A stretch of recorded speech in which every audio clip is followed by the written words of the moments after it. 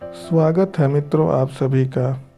रोने से किसी को पाया नहीं जाता, रोने से किसी को पाया नहीं जाता, खोने से किसी को भुलाया नहीं जाता, खोने से किसी को भुलाया नहीं जाता।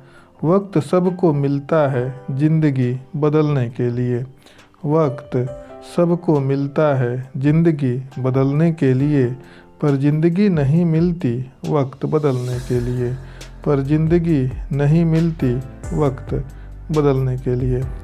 स्वागत है मित्रों आप सभी का। आप सुन रहे हैं बेसिक साइंस लर्निंग। सभी को नमस्कार। मित्रों, आज इस 114वें एपिसोड में आप कुछ जल के कुछ भागों पर चर्चा करेंगे। मित्रों, जैसा कि हमने बताया कि जल प्रदूषण ऐसे प्रदूषण को कहते हैं जो जल में मिलने से हानिकारक हो जाते हैं और वह हमारे लिए नुकसानदेह होते हैं।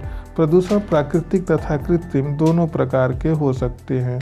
कृत्रिम प्रदूषण मानव जनित होते हैं। जीवन के लिए जो वांछित पदार्थ होते हैं उसमें जल का एक प्रमुख स्थान है। साथ ही जल परिवहन, कृषि और उद्योगों के लिए भी बहुत ही आवश्यक है। जब जल की भौतिक जो रासायनिक एवं जैविक गुणवत्ता प्रभावित होती है तो यही जल प्रदूषण कहलाता है।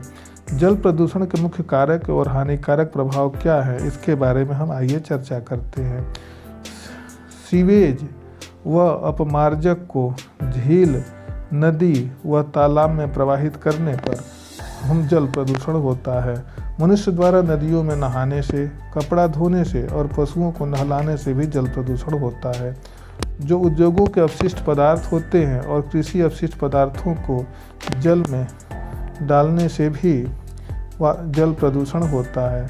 बड़ी मात्रा में घरेलू सीवेज नदियों में प्रवाहित कर दिया जाता है, जिससे शैवाल और बैक्टीरिया में बहुत बढ़ोतरी हो जाती है, जो पानी के ऑक्सीजन का प्रयोग करते हैं और पानी में ऑक्सीजन की कमी होने से उसमें पाए जाने वाले जो जलीय जीव होते हैं जैसे मछली आदि जो होते हैं उनकी मृत्यु होने लगती है। यह स्थिति सुपोषण अथवा यूट्रोफिकेशन के नाम से जानी जाती है। कारखानों से निकलने वाले सीवेज में जहरीला प्रदूषक होता है, जैसे साइनाइड, मर्क्यूरिक, शीशा, आर्सेनिक, रेडियोधर्मी पदार्थ, प्लास्टिक आदि पाया जाता है, जो मछलियों एवं अन्य जीवों द्वारा मनुष्य के शरीर में पहुंच जाता है और मनुष्य के शरीर को नुकसान पहुंचाता है। कई प्रकार के उर्वरक, कीटनाशक जैसे DDT आदि जल एवं खाद्य श्रृंखला द्वारा मनुष्य के शरीर में पहुंच जाते हैं, जो बहुत ही हानिकारक होते हैं। जल प्रदूषण के कारण टाइफाइड, हैजा, हेपेटाइटिस, पीलिया जैसे रोग हो जाते हैं। जल में विद्यमान अम्ल तथा क्षार जीवों का विनाश कर देते हैं, जिससे नदियों के जल का स्वतः शुद्धिकरण प्रक्रिया अवरुद्ध हो जाती है। इस प्रकार जल प्रदूषण के बहुत सारे मुख्य कारक और कई प्रकार के हानिकारक प्रभाव हैं। अब हम जल प्रदूषण की रोकथाम किस प्रकार की जाती है उसके बारे में भी आगे हम बात करेंगे। जैसा कि हमने बताया कि नदियों के स्रोत जल प्रदूषण से पूरी तरह से खराब हो जाते हैं और वह जल हमारे उपयोग लायक नहीं रह पाते। और भी कई चीज़ें हैं जिसके वजह से जल प्रदूषित हो जाता है। जैसा कि हमने बताया कि कारखानों से जो निकलने वाले सीवेज जो होते हैं वह बहुत ही हानिकारक होते हैं। बाढ़ जब आती है तो उसमें कई प्रकार के जो हानिकारक जो सूक्ष्मजीव होते हैं वो मिल जाते हैं। जल प्रदूषण की रोकथाम और नियंत्रण किस प्रकार किया जाता है, आइए हम इस पर चर्चा करते हैं। पिछली कक्षा में जल शोधन संयंत्र द्वारा नदी, झील के पानी को शुद्ध करके पीने योग्य बनाकर हमने उपयोग करना सीखा था। जो उद्योग के अपशिष्ट पदार्थ होते थे और जो शहरों में मल जयन के लिए जल को नदियों एवं समुद्र में जो प्रवाहित किया जाता है, उससे पहले सीवेज ट्रीटमेंट प्लांट द्वारा उसे उपचारित कर लिया जाता है। शहरों के मल व्ययन को जल को निम्नलिखित प्रकार से हम उपचारित कर सकते हैं। सबसे पहले मल जल को एक घर्षण प्रक्रिया से गुजारते हैं।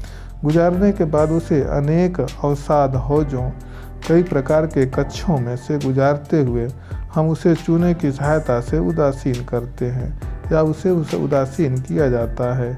इस चरण तक का जो प्रक्रम होता है वह प्राथमिक उपचार के अंतर्गत आता है। जल में अभी भी रोगाणु और अन्य कई प्रकार के सूक्ष्मजीव एवं जैविक वर्ज्य पदार्थ काफ़ी मात्रा में विद्यमान होते हैं, जो हमारे शरीर के लिए बहुत ही नुकसानदेह होते हैं। अतः उदासीनीकरण से प्राप्त बहिस्राव को उच्च स्तरीय अवायवीय बहाव आवरण, जिसे अपफ्लो अनएरोबिक स्लज ब्लैंकेट कहा जाता है, उसमें भेजा जाता है। यह एक प्रतिक्रम अर्थात यह एक प्रकार का रिएक्टर है।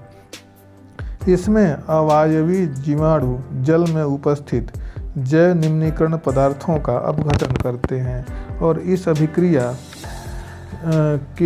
में दुर्गंध समाप्त हो जाती है तथा मीथेन गैस बाहर निकल जाती है, जिसका हम सार्थक उपयोग बायोगैस के रूप में हम करते हैं।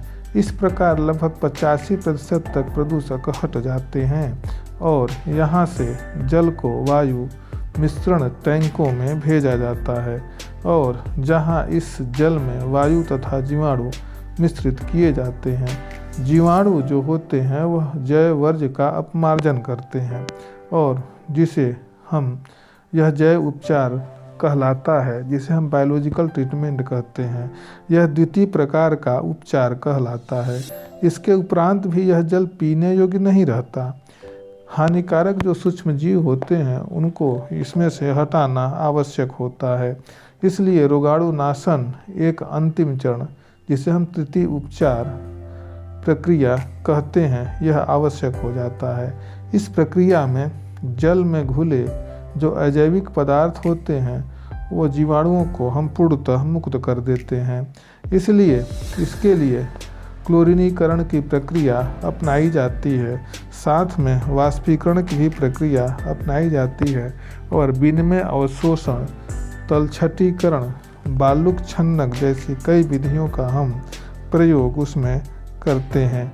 इस प्रकार हम इन तृतीय चरण की प्रक्रिया में जैसे क्लोरीनीकरण, वाष्पीकरण जिसे इवेपोरेशन कहते हैं, विनिमय अवशोषण जिसे एक्सचेंज एब्जॉर्बर कहा जाता है, तलछटीकरण, बालू छन्नक आदि विधियां तृतीय चरण में प्रयोग में लाई जाती हैं। इस प्रकार शहरों के जो अपशिष्ट जल का शोधन करके उसको खेती के उपयोग करने लायक हम उसको बना देते हैं। जैसा कि हमने बताया कि जो सीवेज शोधन संयंत्र होते हैं उसमें 3 प्रकार की उपचार की प्रक्रिया है। पहला जो होता है वह शहर से जो सीवेज आता है, ग्रिड तलछटीकरण किया जाता है, उसे हम प्राथमिक शोधन कहते हैं।